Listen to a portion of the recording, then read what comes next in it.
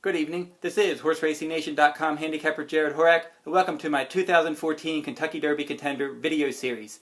Each week we're going to profile a different horse in this video series, and we're going to kick off the series with Midnight Hawk for trainer Bob Baffert. He's running in Saturday's Grade 2 Robert Lewis Stakes at Santa Anita Park, and he looks like a solid Kentucky Derby contender at this point. 2 for 2 lifetime. He began his career 7.5 furlongs at Hollywood Park. He won that race nicely, and he had the blinkers on that day. Now, the second career start, Bob Baffert thought he was a little too aggressive in his first start. He ran in the second start in the Grade 3 Sham Stakes against 3 rivals. They took the blinkers off, hoping that he would relax a little bit and be able to go on and run longer. He ended up getting in a good speed duel with Christo, a highly regarded John Sadler runner. They battled throughout. He was able to put away Christo in the stretch, and he edged away late. Now, he kind of lost focus. He was looking around in the stretch. But it was only a second career start, so you figure he didn't have a lot of experience, and he needs to keep getting these races so he gets more experience. He has a lot of raw talent. He's fast. He just needs to be able to relax, distribute his energy in a better fashion if he expects to continue to develop and run in these longer races.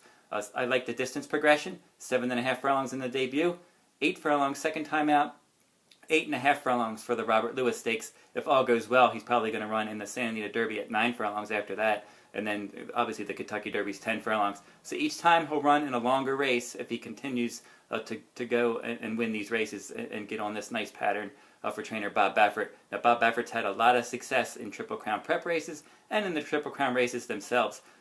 This horse, I'm not sure how far he wants to go. He's a son of Midnight Loot. He has more speed than stamina influences in his pedigree. And I did do a pedigree profile on this one in my Kentucky Derby Contenders blog a few weeks ago. If you go over to horseracingNation.wordpress.com, you can look at all of my Kentucky Derby Contender blogs. I've been doing them since last September, and now each week this year I've been updating my top 11. Midnight Hawk is definitely one of my contenders. I think he sits 7th on my list right now, and he can move up the ladder if he runs well in that Robert Lewis Stakes Saturday. He's going to get tested. He only faced 3 rivals last time. He's going to face Candy Boy for John Sadler, the Cash Call Futurity runner-up. He finished second to Shared Belief that day. He has a lot of talent, and I would expect that he's going to be running late. So you have Midnight Hawk up on the pace early, and you're going to have Candy Boy running on late. As for Midnight Hawk, again, we don't know how far he wants to go, but he should not have any problem with a mile and a 16th. He's going to be right there throughout. I think he's the best of the speed horses. He'll put away all the other speed, and then he's going to have to hold off Candy Boy in the late going. And if he does that, he'll move on to the next race. Probably for him, it'll be the Santa Anita Derby in April. And if all goes well, the Kentucky Derby, hopefully in the first Saturday in May.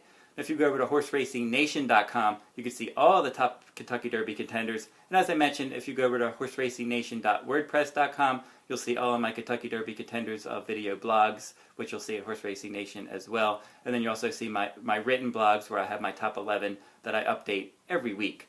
In next week's horse, probably the Southwest Stakes is next week, so we're probably going to profile a strong mandate for trainer D. Wayne Lucas. He's right up there. He's one of my top contenders as well. Until next week, good luck at the races.